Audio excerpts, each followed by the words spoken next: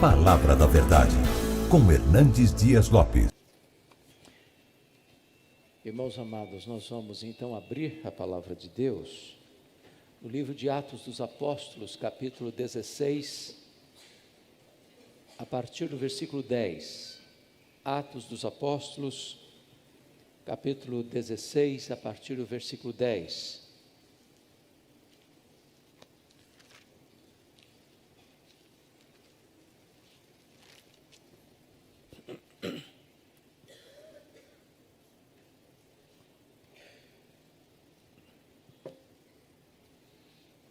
Até o versículo 34. Está escrito o seguinte: assim que teve a visão, imediatamente procuramos partir para aquele destino, concluindo que Deus nos havia chamado para lhes anunciar o Evangelho. Tendo, pois, navegado de Troade, seguimos em direitura a Samotrácia, no dia seguinte a Neápolis, e dali a Filipos, cidade da Macedônia, primeira do distrito e colônia. Nesta cidade permanecemos alguns dias. No sábado, saímos da cidade para junto do rio, onde nos pareceu haver um lugar de oração. E assentando-nos falamos às mulheres que para ali tinham concorrido. Certa mulher, chamada Lídia, da cidade de Tiatira, vendedora de púrpura, temente a Deus, nos escutava. O Senhor lhe abriu o coração para atender às coisas que Paulo dizia. Depois de ser batizada, ela e toda a sua casa, nos rogou dizendo: se julgais que sou fiel ao Senhor, entrai em minha casa e aí ficai. E nos constrangeu a isso. Aconteceu que, indo nós para o lugar de oração, nos saiu ao encontro uma jovem possessa de espírito adivinhador, a qual, adivinhando, dava grande lucro aos seus senhores.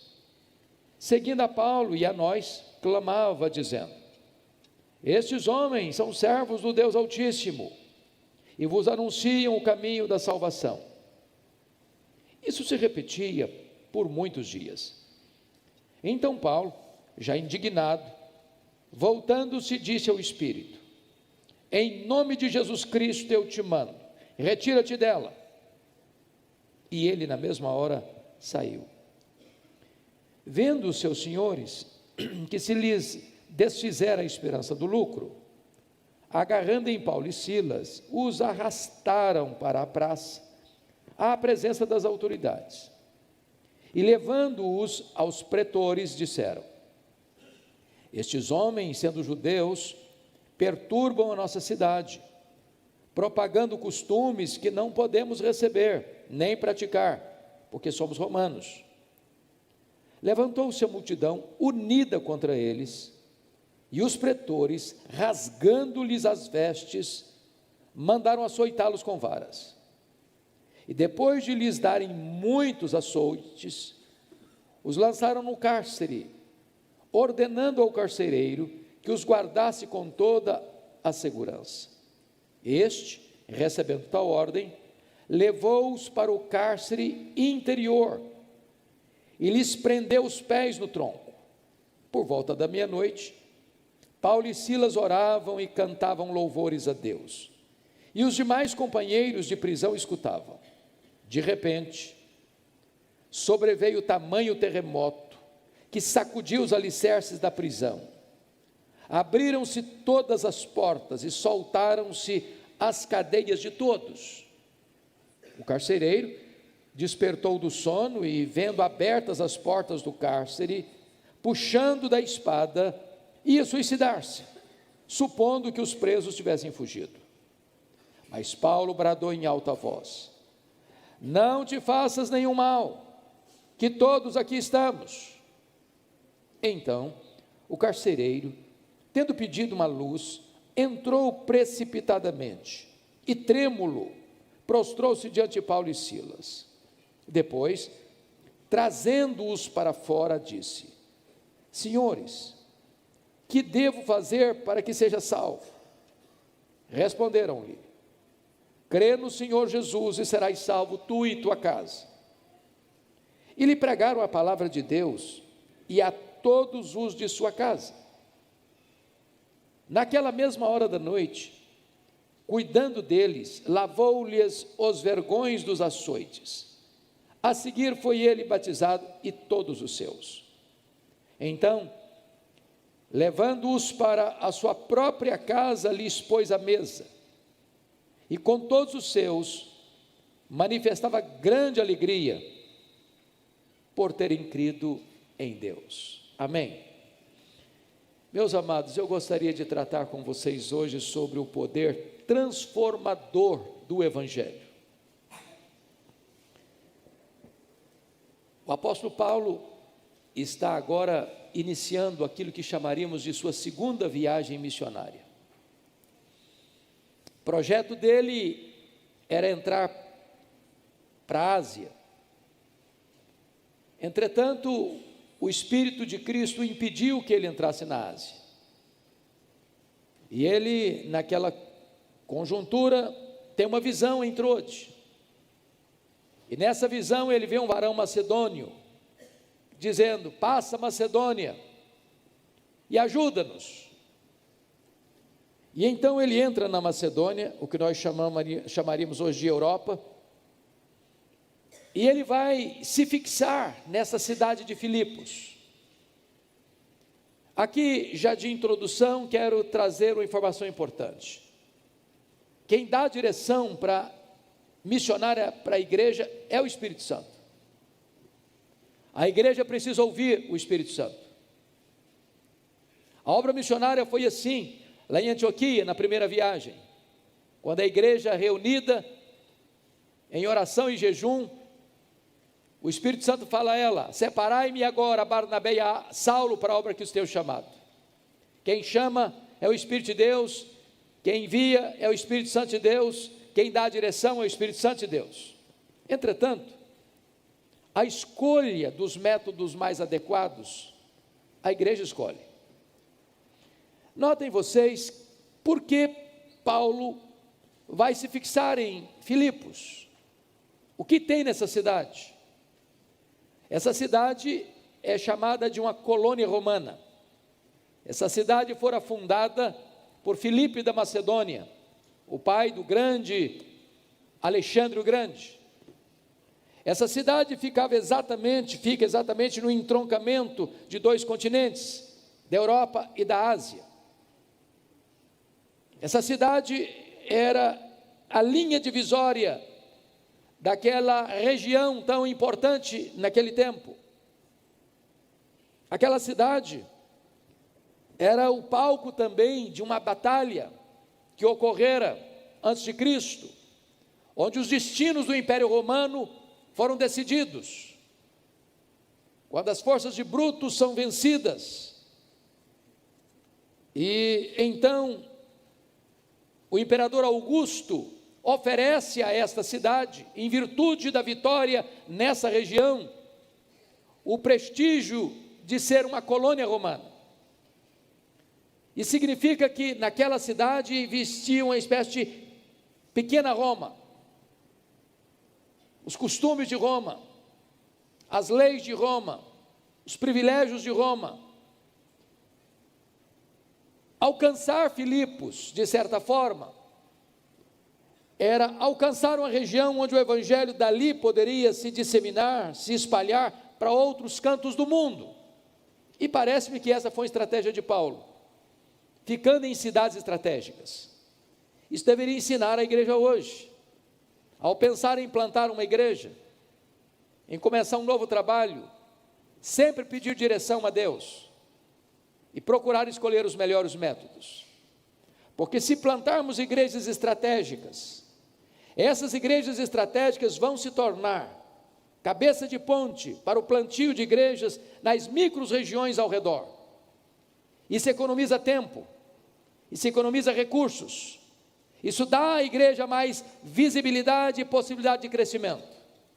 É por isso que Paulo vai escolher cidades estratégicas para onde vai plantar igrejas. Por exemplo, Filipos Tessalônica, que é uma capital de uma província da Macedônia, Corinto, que era a capital de uma província, a província da Caia, Éfeso, que era a capital da província da Ásia Menor. Se nós olharmos as igrejas estratégicas do Novo Testamento, é isso que Paulo vai fazer. Você tem uma igreja estratégica em Jerusalém, você tem uma igreja estratégica em Antioquia da Síria, você tem uma igreja estratégica em Éfeso, e dessas igrejas, a obra de Deus vai se espalhando pelas regiões. Então, esse é o primeiro ponto que eu quero destacar aqui no nosso texto. A segunda coisa que me chama a atenção, meus amados, é no propósito de plantar uma igreja, agora já é olhar o poder do Evangelho aqui nessa cidade, na cidade de Filipos. E nós vamos ver aqui que há o registro de 2 conversões e uma libertação. Eu não posso afirmar categoricamente que a moça endemoniada foi convertida. A Bíblia não me dá essa certeza. Porém, você tem a conversão de uma mulher chamada Lídia, você tem a conversão do carcereiro de Filipos. Nas duas pontas, não só a pessoa é convertida, Lídia e toda a sua casa, como o carcereiro e toda a sua casa.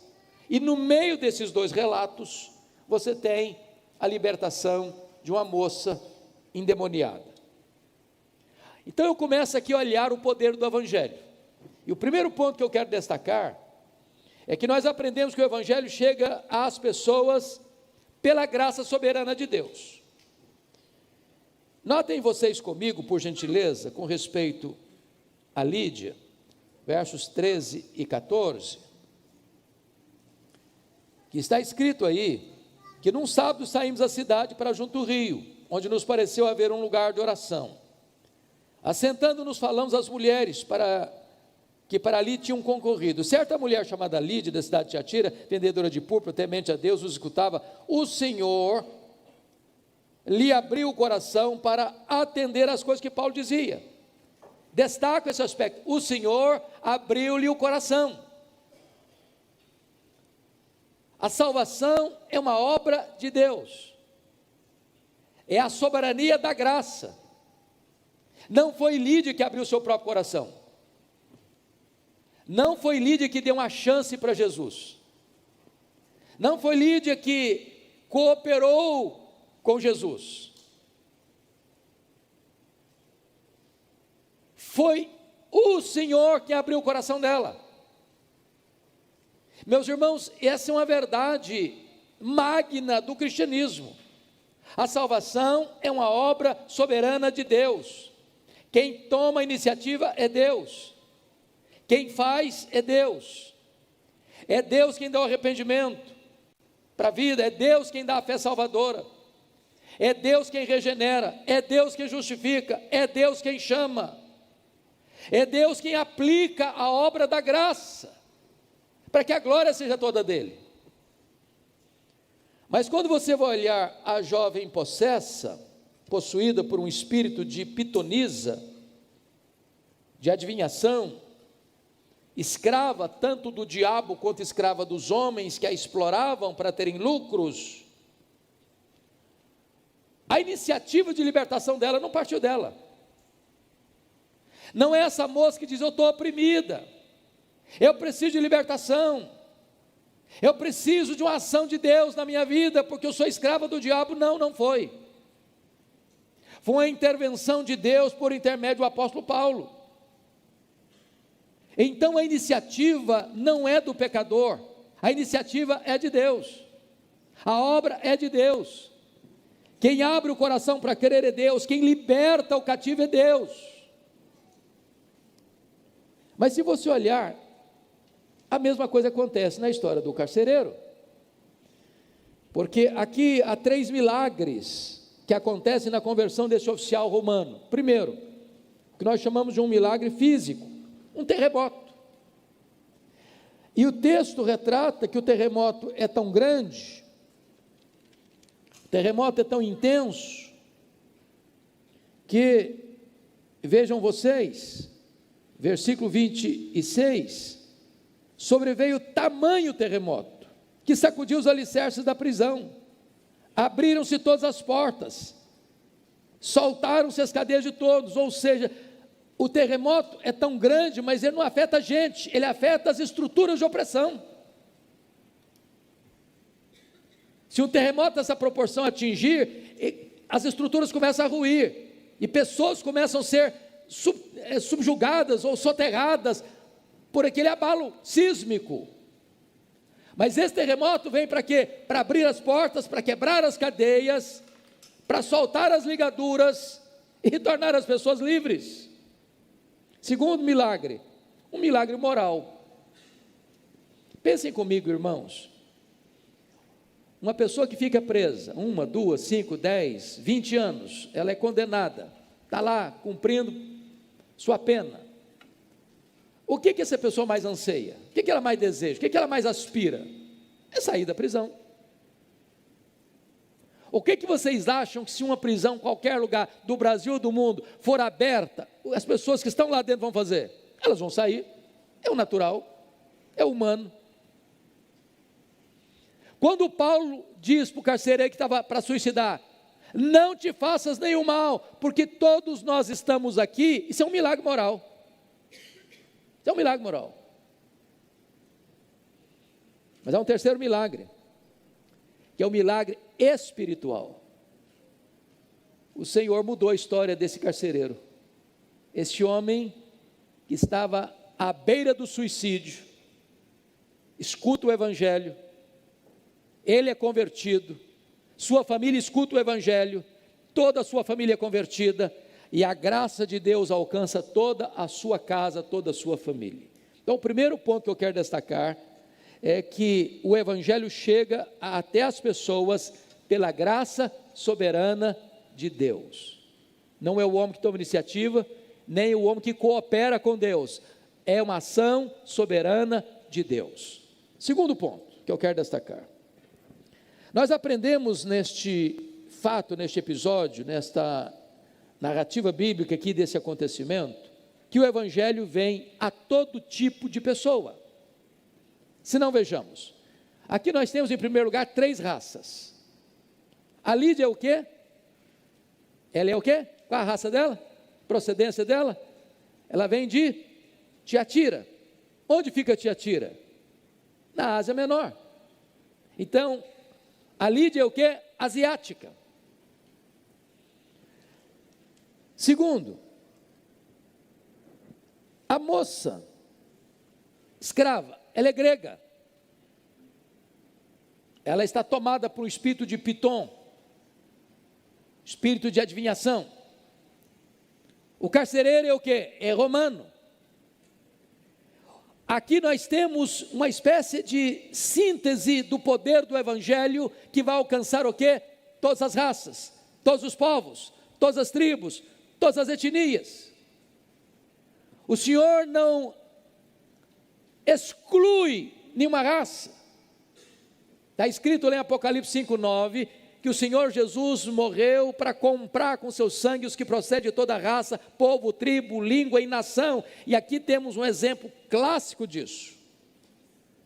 Segunda coisa digna de destaque, irmãos, que esta igreja, além de ser uma igreja multirracial, é uma igreja multicultural, porque vamos encontrar aqui 3 classes sociais alcançadas.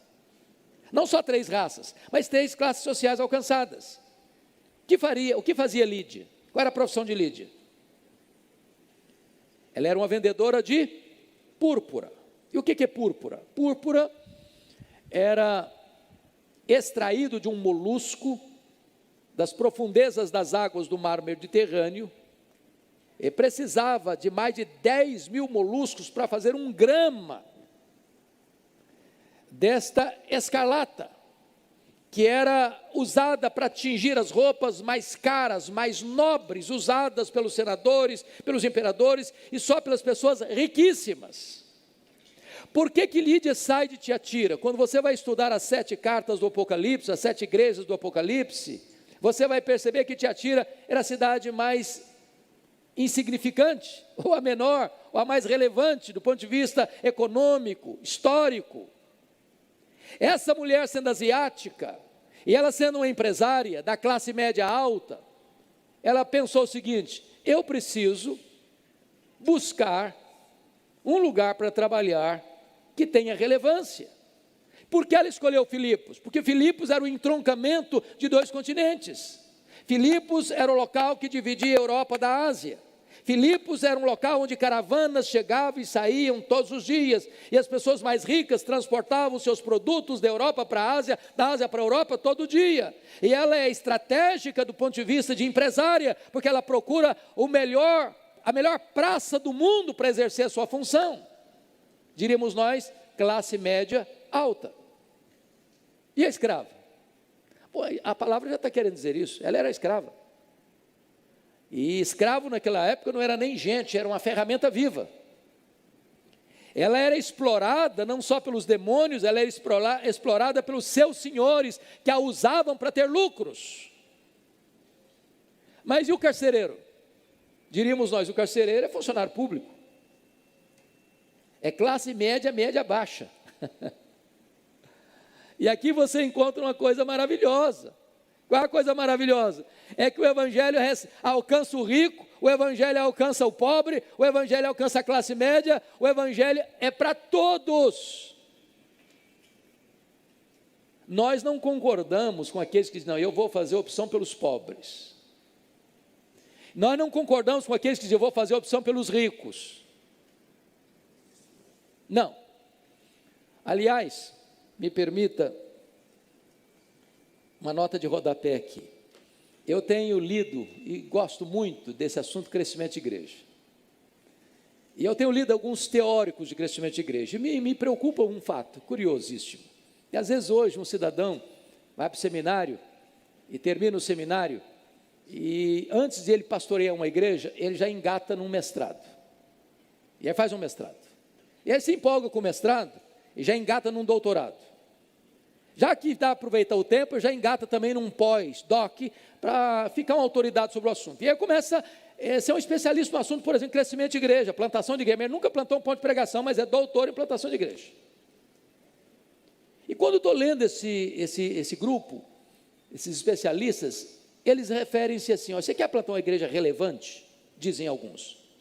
Faz o seguinte, você vai plantar uma igreja homogênea. O que eles querem dizer por isso? Bom, eu quero uma igreja, por exemplo, que tenha uma capacidade financeira robusta, porque quero ter dinheiro para investir em grandes projetos. Então, o que eu vou fazer? Eu vou plantar uma igreja do lado de um condomínio de alto padrão, ou no bairro mais abastado da cidade. Outros, não, eu vou fazer o seguinte, eu quero plantar uma igreja para alcançar a elite intelectual da cidade. Eu quero gente formadora de opinião, gente que tem a capacidade de influenciar a cidade onde está intelectualmente. Então, eu vou plantar uma igreja do lado de um grande centro universitário.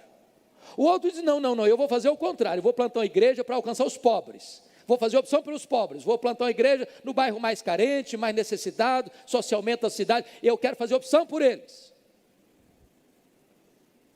Quando eu olho para a Bíblia, eu não vejo nada disso. Nada disso. Aliás, meus irmãos, a igreja de Deus é o único lugar do mundo onde o homem mais rico da cidade se assenta do lado do homem mais pobre da cidade, eles são rigorosamente iguais.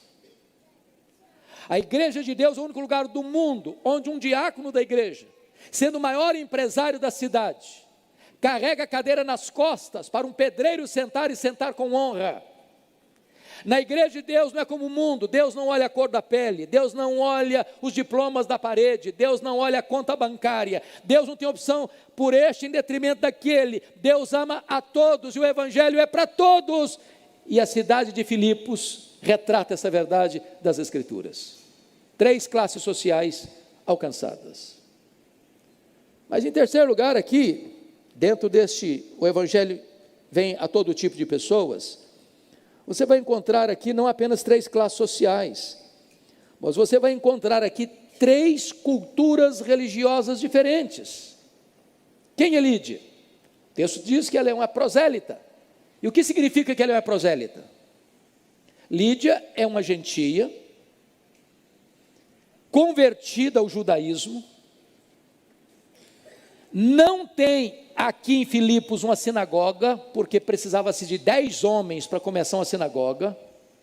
E se vocês perceberem, é uma reunião de oração de mulheres, não tem homens.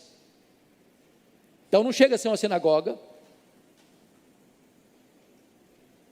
E esta mulher já é uma mulher temente a Deus.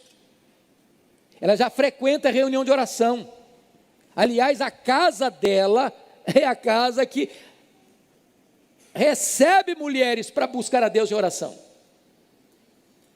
Se você perceber a conversão de Lídia, é uma conversão serena. É um culto de oração. E é num culto de oração, onde a palavra de Deus é pregada pelo apóstolo Paulo, que o Espírito Santo abre o coração dela.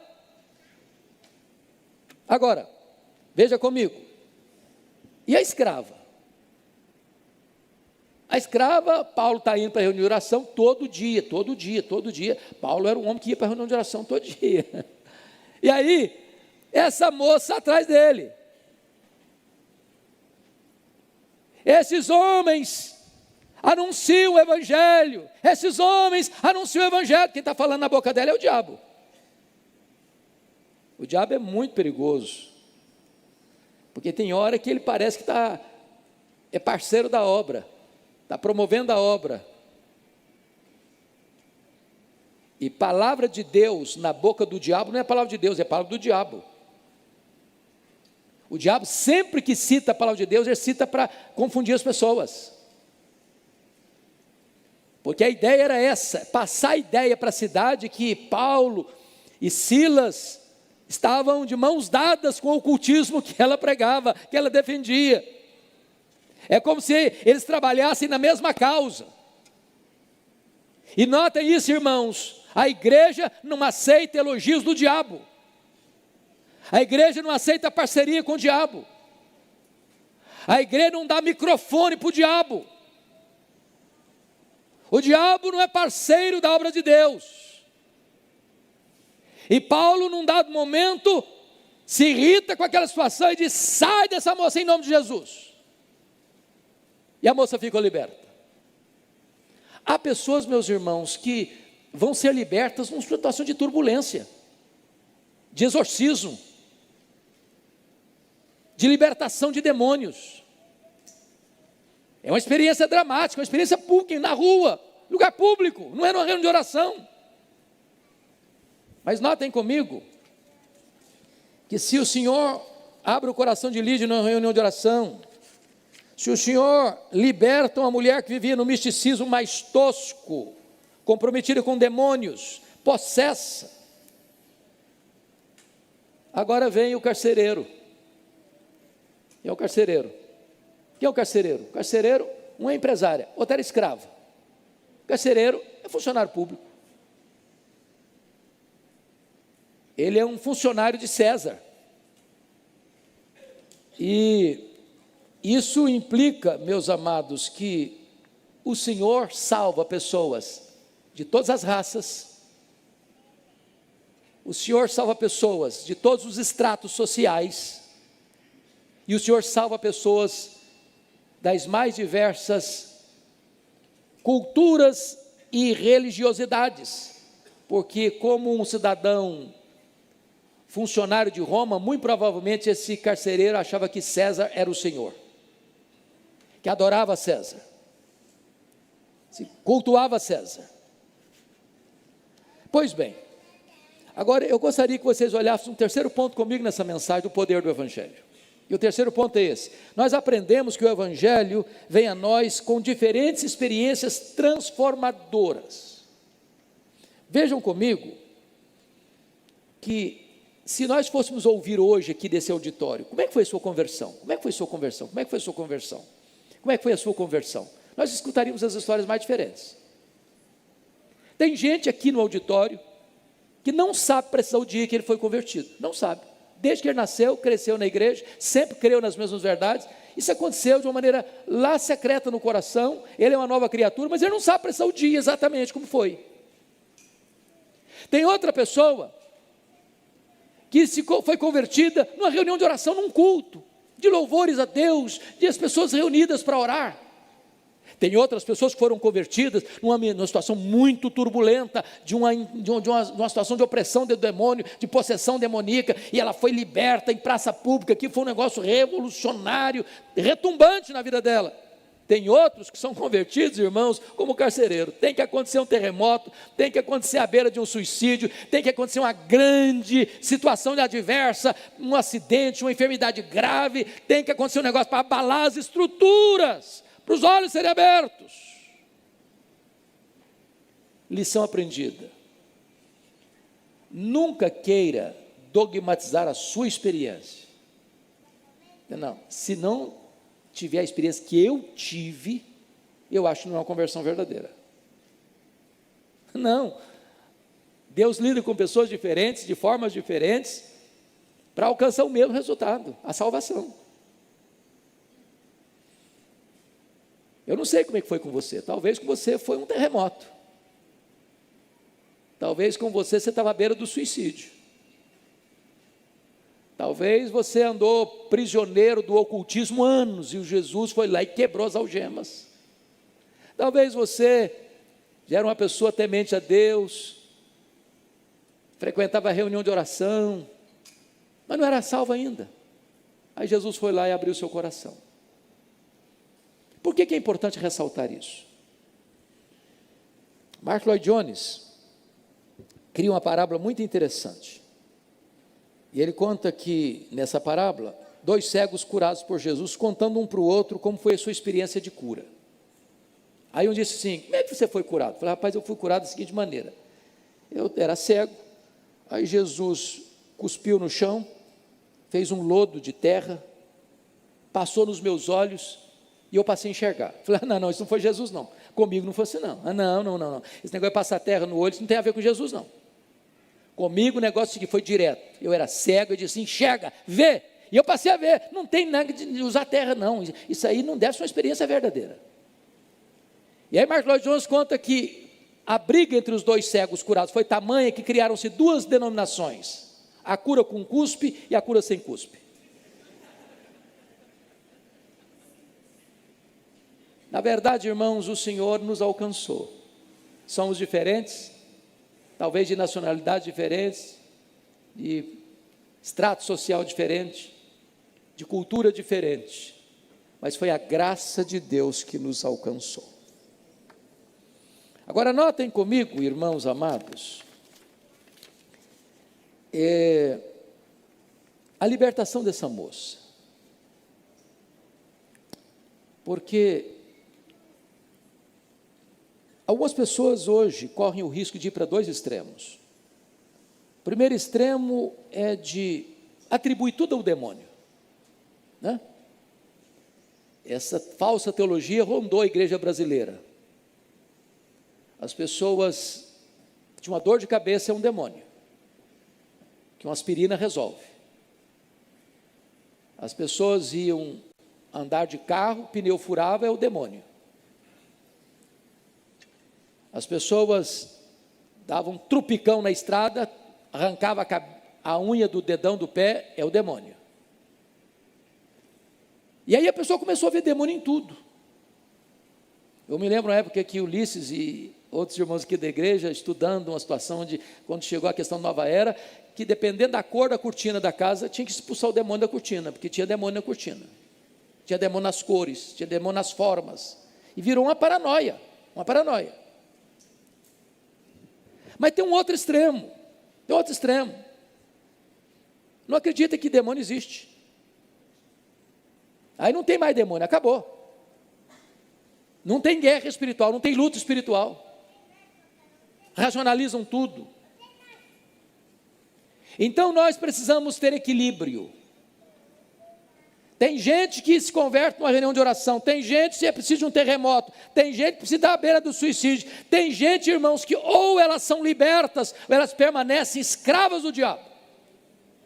E eu não estou dizendo que a libertação, que o exorcismo seja conversão, não. A Bíblia diz, deixa claro isso. Há pessoas que, embora endemoniadas, são libertas de demônios e não estão salvas, porque uma coisa é ser liberta de demônio, outra coisa muito diferente é nascer de novo, é ser nova criatura. É por isso que eu não ouso afirmar como alguns autores afirmam, que essa moça foi salva. Eu não sei, a Bíblia não diz. Mas que ela foi liberta, foi. Que ela foi liberta dos demônios, ela foi.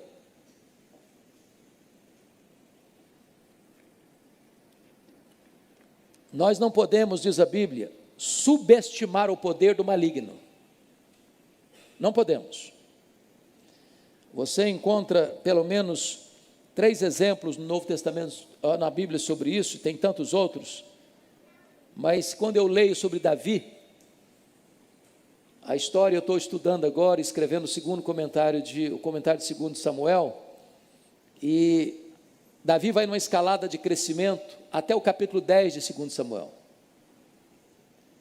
e ele conquista os povos ao redor, ele tem vitórias militares expressivas, ele vai recolhendo tributos das nações e vai se fortalecendo, não só como rei de Israel, mas como rei de um império.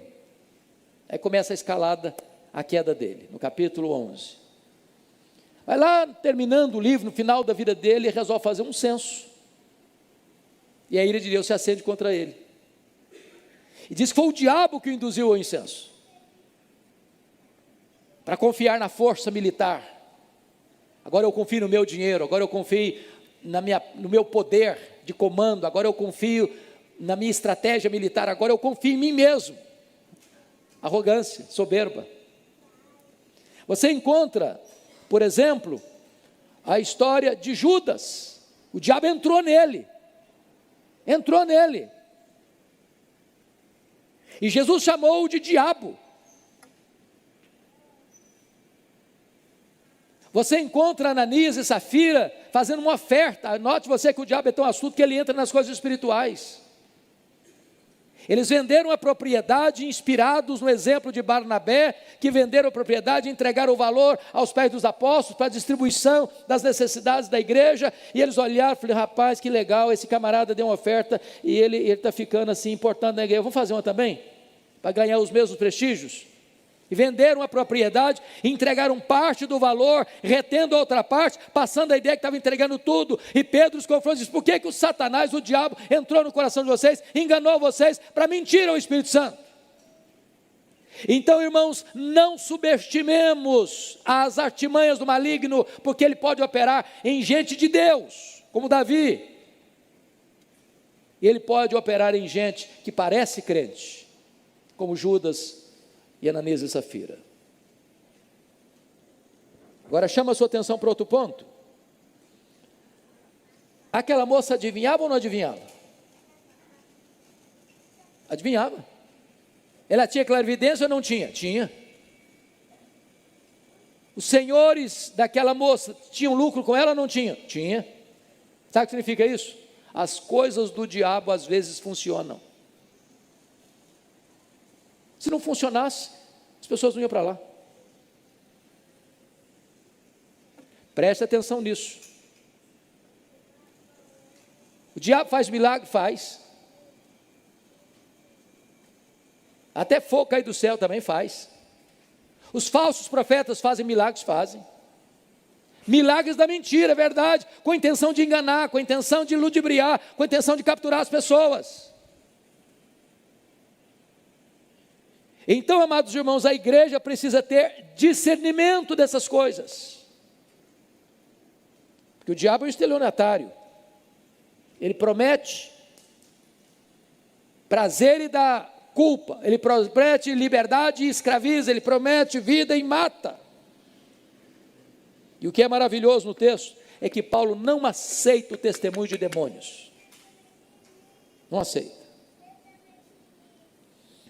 Mas vamos, por gentileza, a uma quinta lição desse texto.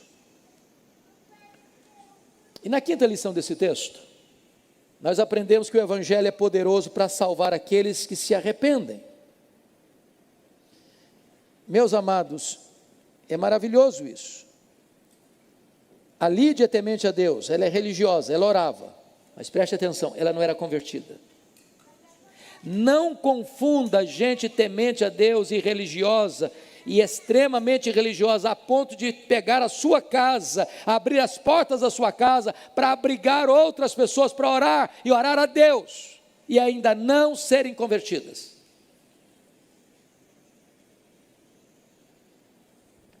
Deus abriu o coração de Lídia. A conversão de Lídia acontece num lugar favorável, uma reunião de oração. Mas como é que foi a conversão do carcereiro? Turbulenta. Depois de um terremoto, depois de um abalo sísmico.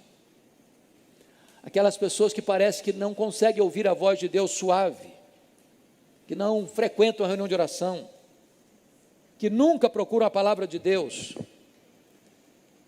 Para elas é preciso que Deus produza um terremoto, um acidente, uma enfermidade, algo radical. O mesmo Deus que abriu o coração de Lídia, toca o coração do carcereiro, para ele perguntar: o que eu devo fazer para ser salvo? E a resposta a este homem que reconhece que está perdido, porque essa pergunta é de alguém que sabe que está perdido, a resposta é: crê no Senhor Jesus e será salvo. Sabe o que significa isso? É preciso, para ser salvo, obedecer. Me permita dizer isso de novo. Uma teologia equivocada que também circulou na igreja brasileira, talvez liderada por Bill Bright, e vocês se lembram, aqueles mais experimentados na fé, de que devia ter um gráficozinho, onde você, na conversão, passava por duas fases. Primeira fase, você recebe a Jesus como seu Salvador. Aí pensa um círculo, dentro do círculo uma cadeirinha, e sentado na cadeirinha o eu. Eu recebi Jesus como meu Salvador, mas sou carnal. Só numa segunda fase, de discipulado, de amadurecimento, eu recebia Jesus como meu Senhor. E aí o eu saía da cadeirinha e Jesus entrava na cadeirinha do trono da sua vida. Isso é um ensino falso, isso não é bíblico. Preste atenção no que eu vou lhe dizer. O Novo Testamento apresenta Jesus como Salvador 22 vezes. O Novo Testamento apresenta Jesus como Senhor 650 vezes. Jesus não é Salvador de quem Ele não é Senhor. A ordem é crer no Senhor Jesus. Porque tem gente que diz: não, eu estou salvo, e leva a vida na banguela. Estou salvo, você não tem evidência de mudança. Estou salvo, mas não obedece à palavra de Deus. Onde não tem transformação, não tem salvação.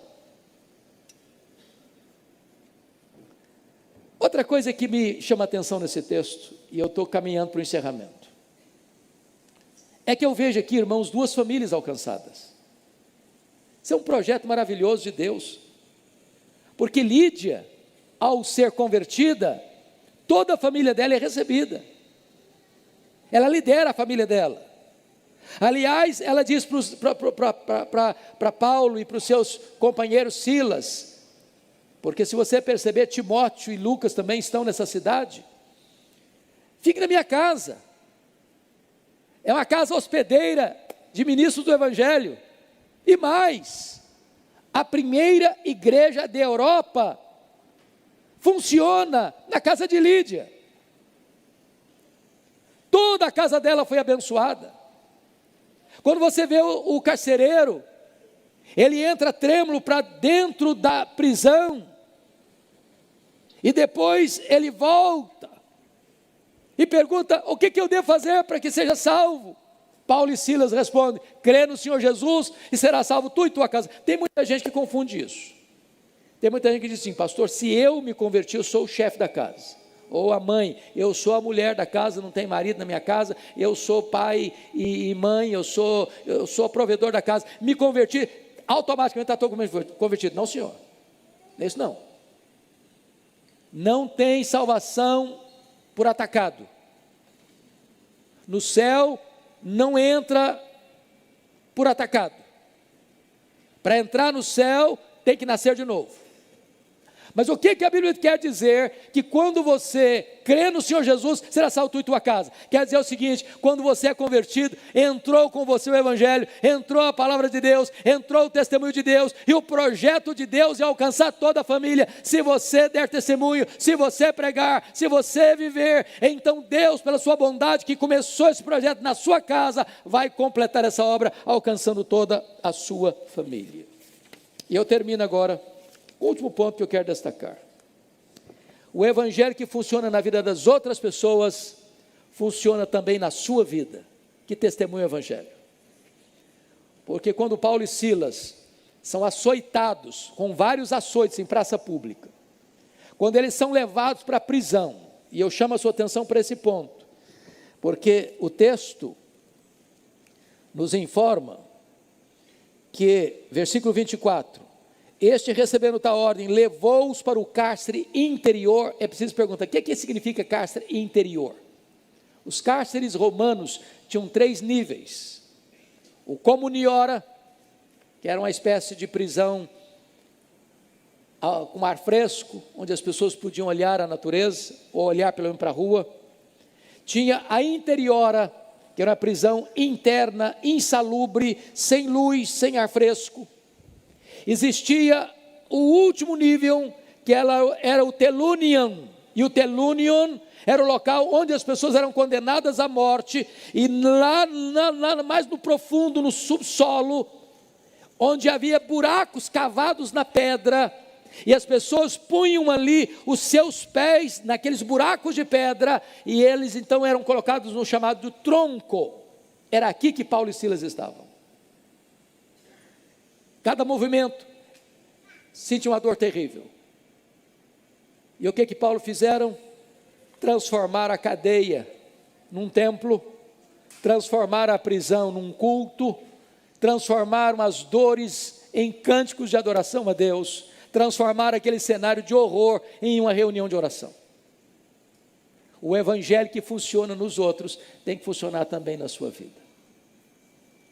Porque quem canta na prisão nunca foi preso. Quem ora na prisão nunca se sentiu prisioneiro. Os homens podem prender o seu corpo, mas os homens não algemam a sua alma. Os homens podem colocar você entre grades, mas os homens não podem impedir que você fale com Deus em oração. Você é livre, porque um dia o evangelho transformou a sua vida e a sua história. Este é o poder do evangelho, que alcança você, que alcança a mim, que alcança a nós. Que Deus nos abençoe. Amém.